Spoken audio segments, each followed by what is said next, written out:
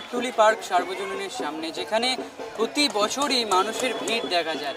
আর আজ আমরা দেখতে পাচ্ছি যে এখানে শেষ পর্যায়ের পুজোর প্রস্তুতি চলছে।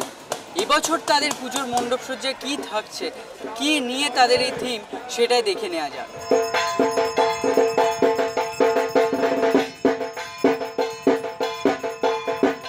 কুমারটুলি পার্ক সার্বজনীন দুর্গোৎসব, যেটা এদের বিষয়বস্তু হচ্ছে নাম আমরা প্রথমে দিয়েছিলাম 1 নম্বর গাস্টিন প্রেস।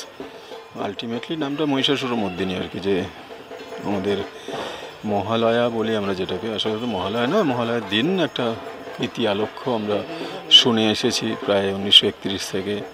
এটা আগে লাইভ হতো, এখন সেটা রেকর্ডেড হয়।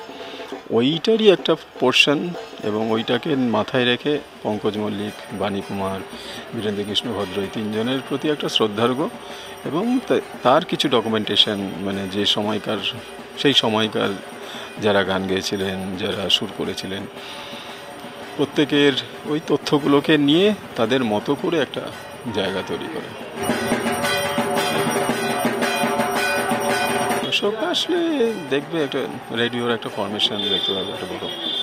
সেই সাথে কি বীরেন্দ্র কৃষ্ণ ভদ্র তার স্বর, কণ্ঠস্বর কি শোনা যাবে? না, আমরা তাকে ট্রিবিউট করছি, তার স্বর তো সারা পৃথিবী জুড়েই সেটা সমাদৃত, তার স্বর। সাউন্ডটা একটু অন্যরকমভাবে, সাউন্ডস্কেপটাও ভাবা আছে। মহিষাসুরমর্দিনী তো সারা পৃথিবীতেই বাজে, এবং যত বাঙালি আছে তারা মহালয়ের দিন সকালবেলা ভোর 4টের সময় সবাই বাজে। তো আমরা সেই ক্ষণটাকে মাথায় রেখেই আমাদের মতো করেও একটা সাউন্ডস্কেপ বানিয়েছি, সেটা বাজবে। সাধারণ মানুষ তারা সেই সময়কালকে এখানে রিলেট করতে পারবে কোথাও গিয়ে? আশা করছি, চেষ্টা করছি সেই সময়টা করার। আপনি কত বছর এই কুমারটুলি পার্ক সার্বজনীনের সাথে যুক্ত রয়েছেন? আমি তো বিভিন্ন সময় ঘুরে ঘুরে করি, আমি এবছর প্রথম এখানে কাজ করছি। তাদের এটা 32তম বর্ষ, সেখানে দাঁড়িয়ে কি মনে হচ্ছে মানুষের কতটা পছন্দ হবে? সেটা তো শেষ সময় বোঝা যায়। আলটিমেটলি কাজটা হয়ে যাওয়ার পর অনেকগুলো মানুষের কাজকর্মটা হয়ে যাওয়ার পরে যতটা আমরা যেটা ভাবি তার যদি অন্তত 50% করতে পারি তাহলেই অনেকটা মনে হয়। কারণ একটা কাজের তো সবসময় 100% হয় না। আমার যদি মনে হয় যে আমি পুরো 100% করে ফেললাম, তাহলে তো আমি ফিনিশ, আমি তো আর পরের বছর কিছু করতে পারবো না। তো এই অসমাপ্তটাই থেকে যায়, এটাই পরের কাজটাকে যোগান দেয়। তো দেখা যাক এখন কত সময় আছে, 10-12 দিন যা আছে তার মধ্যে থেকে কতটুকু মানুষকে ভালো লাগাটা ফিরিয়ে দেওয়া যায়।